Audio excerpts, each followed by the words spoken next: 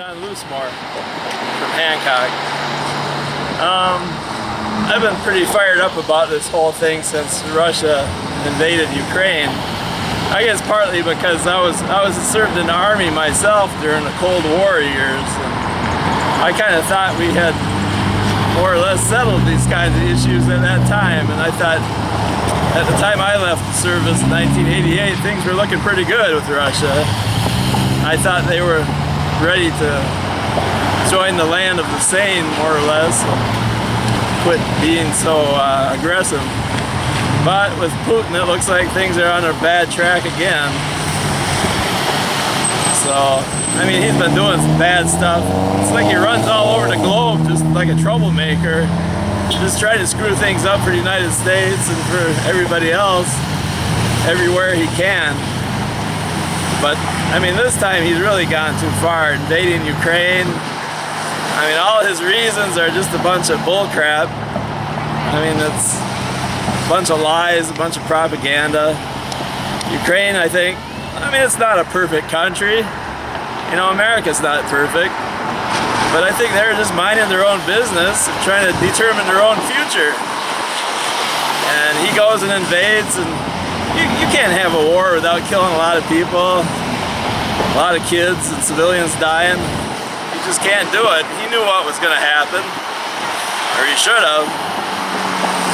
And I mean, it's just horrible that he went ahead and invaded this country like that. And it's totally backfiring on him, I think. I mean, he's strengthened NATO. Everything that he thought he was going to accomplish, he's doing the opposite. But I suppose he's got too much pride or whatever. He doesn't want to lose his position there in the government of Russia. So he can't admit that he's been defeated even when he has. It's really sad. Yeah. So, and in Western governments, NATO, they have their hands tied so much. You know, the fear of nuclear war. How crazy is Putin? Would he press the button? We don't know. So, you know, I think Western nations have to do everything they can, short of pushing him too far. Provide as much weapons as we can for Ukraine. One thing I'm big on is individuals. I mean, individuals can act. Putin can't nuke an individual, so, you know, I've sent some money to Ukraine directly to the military. I mean, there's refugees, civilians need help, everything over there, they need help.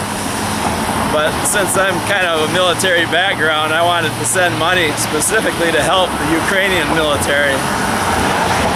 And I spent quite a bit of time seeking out groups that seemed reliable, because you know there's going to be a lot of scammers out there.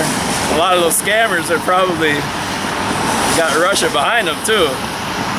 So you really got to watch out and try and find reliable organizations to support.